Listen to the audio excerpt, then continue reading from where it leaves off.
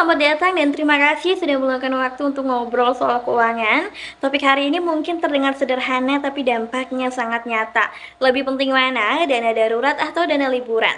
Nah, kita akan mulai dari situasi yang cukup umum nih. Kamu baru gajian tapi di satu sisi kamu pengen banget healing ke Bali, staycation, atau sekedar jalan-jalan santai gitu. Tapi di sisi lain, kamu sadar kamu baru ngelamar kerja, baru dapat gaji pertama, kamu belum punya simpanan untuk hal-hal yang tidak terduga gitu. Dan di titik ini, banyak orang terutama Gen Z mulai bertanya-tanya, apa gue nabung dulu untuk refreshing ya atau fokus ke dana darurat ya? Maka faktanya banyak anak muda sekarang itu sudah mulai melek menabung, itu kabar baik. Tapi masih banyak juga yang belum memahami bahwa tiap jenis tabungan itu punya tujuan dan prioritas yang berbeda-beda.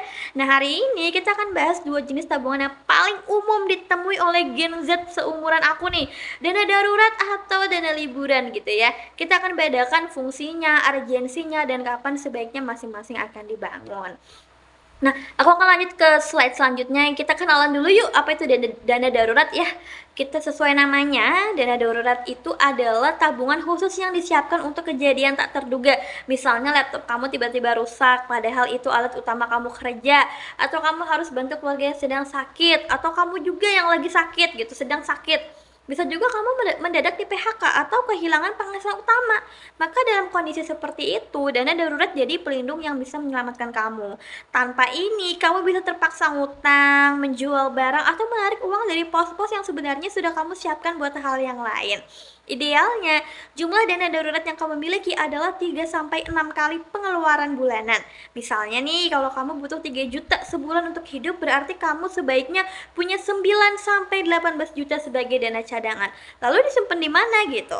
Di tempat yang aman tapi tetap mudah diakses, bukan di dompet digital yang sering kamu pakai jajan, tapi di rekening tabungan khusus yang terpisah. Maka tujuannya adalah agar tidak tergoda menggunakannya untuk hal konsumtif gitu. Jadi dana darurat ini bukan sekadar tabungan biasa teman-teman, ini adalah jaringan pengaman yang menjaga hidupmu tetap stabil saat keadaan lagi sedang tidak baik-baik saja. Nah, selanjutnya itu adalah apa sih itu dana liburan gitu. Sekarang mari kita bahas ya. Jadi dana liburan itu adalah tabungan yang kamu siapkan untuk refreshing, jalan-jalan, atau shift reward setelah masa kerja keras gitu. Nggak bisa kita pungkiri, kita semua tuh butuh liburan. Aku pun juga pengen liburan teman-teman gitu ya.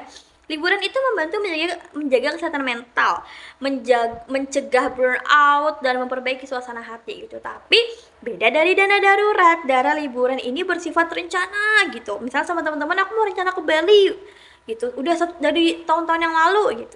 Maka kamu bisa menentukan sendiri nih kapan dan kemana. Karena itu kamu juga bisa menyiapkan dari jauh-jauh hari yang tadi aku bilang. Caranya adalah kita tentukan dulu nih tujuan dan waktu liburannya, hitung berapa kira-kira biaya yang dibutuhkan, dan mulai dari transportasi, misalnya penginapan, uang jajan, lalu sisihkan uang per bulan agar mencapai target sebelum tanggal keberangkatan.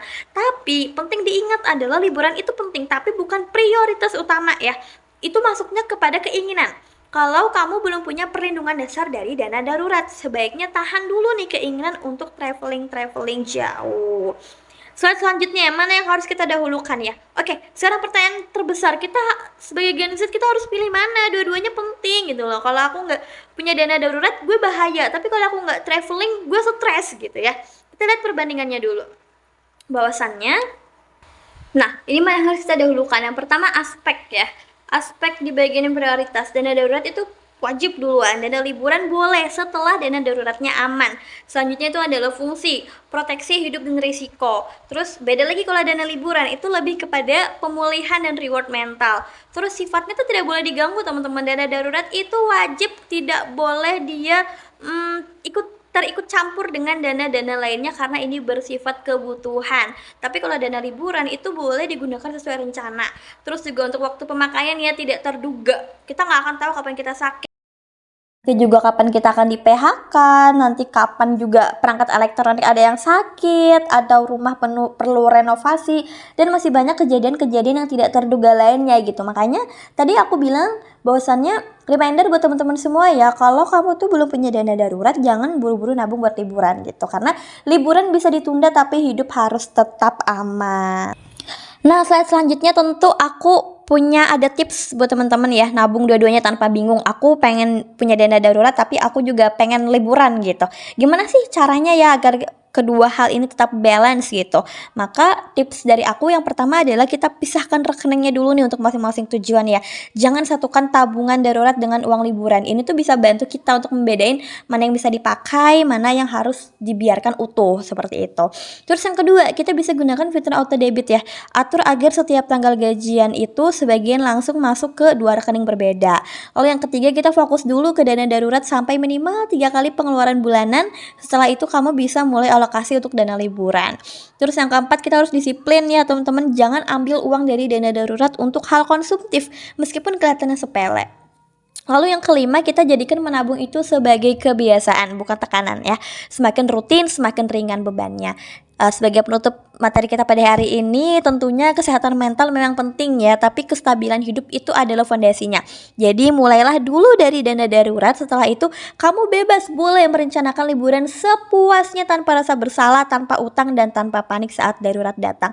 And that's all, itu aja materi edukasi aku pada hari ini. Kalau kalian pengen ide-ide edukasi literasi keuangan lainnya, boleh drop di kolom komentar supaya aku bisa menyajikan konten-konten yang sesuai dengan kemauan kalian. Terima kasih.